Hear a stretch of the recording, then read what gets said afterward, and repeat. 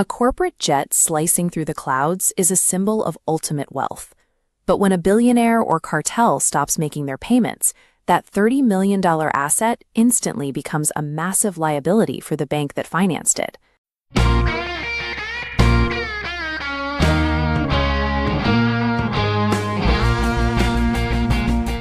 When an average car loan defaults, a tow truck simply pulls up in the middle of the night. But when a multi-million-dollar aircraft defaults, it's usually sitting behind armed guards in a sovereign foreign country. A local sheriff cannot just cross international borders and tow it away. To get their money back, banks hire a highly specialized type of operative. This photo shows Nick Popovich, a real-life legend in the world of aircraft repossession. He and his teams execute legally sanctioned heists to extract these stranded assets from hostile territory. This chart breaks down a typical $30 million extraction. Because the stakes and risks are so high, lenders pay a contingency commission of 6 to 10% of the aircraft's resale value. Delivering a single plane back to a bank yields a payout of well over $1 million. But these teams don't carry weapons. Their primary tool is the repo book, a dense, heavy binder filled with certified legal affidavits, powers of attorney, and international aviation treaties. In the high-stakes world of global aviation finance, enforcing a contract requires a tactical extraction. It turns highly trained commercial pilots into white-collar bounty hunters. A desperate owner will try to hide their jet by blocking the tail number from public flight trackers. Recovery teams counter this by tapping directly into FAA databases and Eurocontrol, pinpointing the exact hangar where the aircraft is sitting. This map illustrates the decoy charter tactic.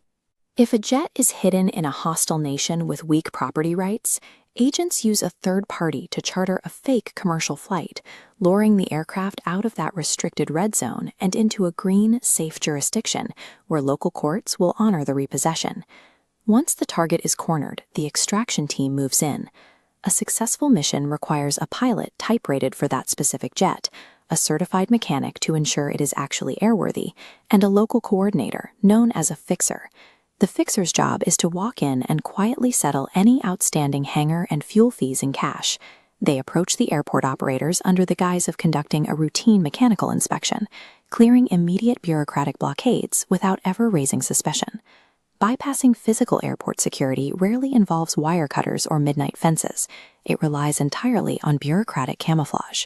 This is a technical logbook showing the detailed, handwritten maintenance entries of a commercial aircraft. In aviation, these dirty fingerprint logs document every repair and inspection a plane has ever undergone, making them the single most critical asset in the entire heist.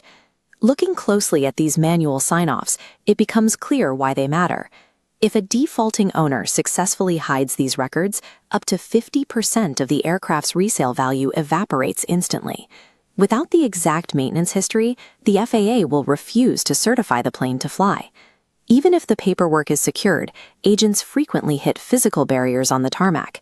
Defaulters will order ground crews to park heavy baggage tugs or fuel trucks directly against the wheels to blockade the landing gear. If the team manages to clear the wheels, they face the terrifying prospect of actually starting the engines. Disgruntled operators facing bankruptcy frequently strip high-value components or deliberately sabotage the machinery to keep the rest of their fleet flying. Taking off in a repossessed jet is a massive physical gamble. The team is strapping into an uninspected, potentially cannibalized machine, where sudden mechanical failure at 30,000 feet is a far greater threat than local police. Urgent. The moment the engines finally spool up, the local control tower catches on. Judges or airport officials sympathetic to the defaulter will immediately issue orders to ground the flight. To escape the grounding order, the recovery team executes a legal maneuver called flag registry arbitrage. Pulling from their repo book, they file an instant request to deregister the aircraft from its host nation. This animation shows the immediate effect of re-registering the jet under a U.S. flag. By shifting the aircraft's nationality on paper, local air traffic control is suddenly forced to treat the plane as a sovereign United States vessel.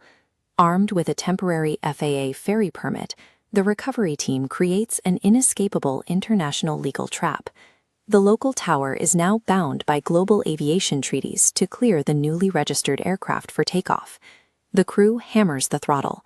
They lift off the tarmac into the dark and burn hard for international airspace, racing to cross the border before ground authorities can figure out a physical way to intervene.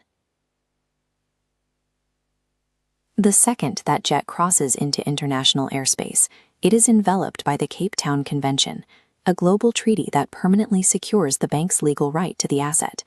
The flight lands safely on friendly soil. The bank recovers its $30 million collateral, and the recovery agent cashes a 7-figure commission check.